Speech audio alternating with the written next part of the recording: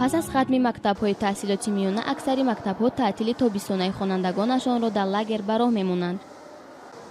مکتب تحصیلاتی میانه عمومی رقم 59 سالی روان لاگر را با نام شراره برای خوب و خاطرمان و ثمرانه گذشتن تعطیل تابستانه مکتب بچگان تشکیل کرد. لاگر دو مراتب مکتب بچگان را قبول کرده و در داخل مکتب می‌گذاشت. مکتب بچگان با لاگر هر روز ساعت 7:30 آمده مشق سحری کرده پس از آن نهاری می‌کردند. وقتی که ما با لاگر آمدیم مکتب بچگان را در آشخانه مکتب مشغول خوردن خوراک نصف روزی دیدیم.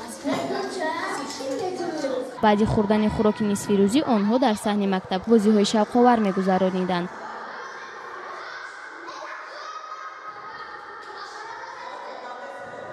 در تالار ورزشی باشند مشغولات‌های ورزشی می‌گذراندند.